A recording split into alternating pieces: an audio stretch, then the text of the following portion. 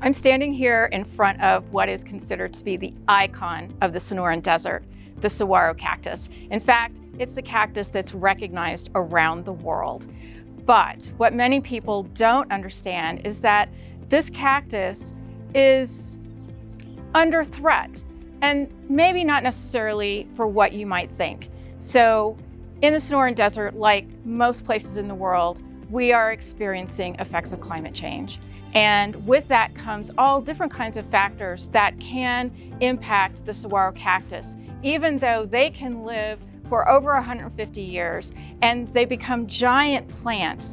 They are susceptible to temperatures that are too high at night, and they're also susceptible to fire, which is becoming an increasing risk here in the Sonoran Desert due to many factors, including decrease in rain, increase in summer temperatures, and also from invasive species.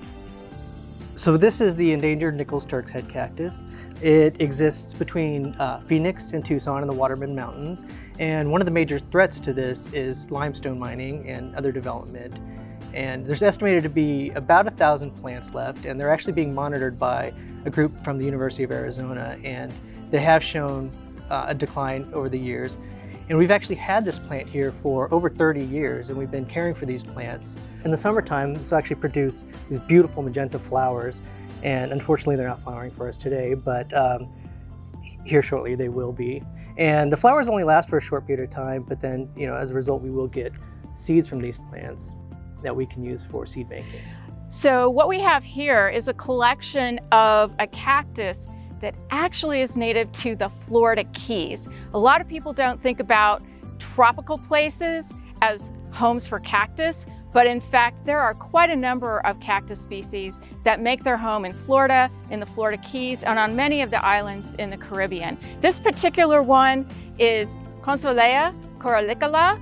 It's also known as the Florida semaphore cactus because its pads kind of look like flags signaling to you.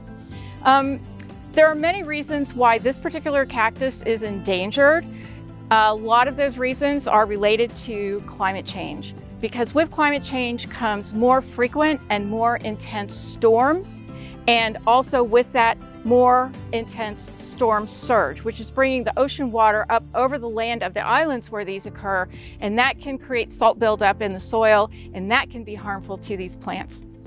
Another reason why they are endangered is, well, it's an interesting story.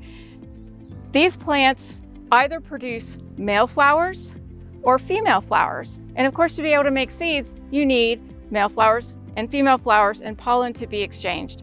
But all of the plants that we know of, the plants that we have here in our collection and the plants that are in the wild, they only produce male flowers. And consequently, we call this cactus Lonely George.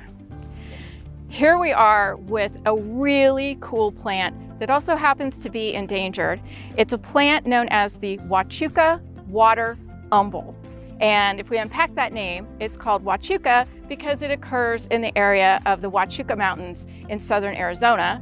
Water, because they actually in their native habitat have their feet, their roots in the water. They're along stream sides. And umbel is because of the kind of flower structure they produce. So the Huachuca water umbel is endangered because of its need for water. They need to have their roots wet all the time. And where they occur, that availability of water is getting scarcer and scarcer because as the human population grows, we're pumping groundwater all of the time. And that reduces the level of water in streams and sometimes completely dries them. And when that happens, organisms that depend on that water, like the Huachuca water umbel, they can't survive. So what we're doing here is we have many, many different samples of plants from the wild, many different genetic lines. And so we propagate them here, and you can see they're very happy here. We have them in pots, although we have to water them quite a lot to keep them happy. And occasionally we have partners in southern Arizona that reach out to us, and they have opportunities to do restoration projects and put some of these plants back out into the wild. And so we look at where in the wild they want to put the plants, and we match up the material that we'll send to them with where these originally came from. So we want to make sure that we don't put plants from stream A in a population over on stream B. That would not be good. So we want to make sure that we're always matching up the genetic material that we put out for restoration with what's already there or was there in a particular place in the wild.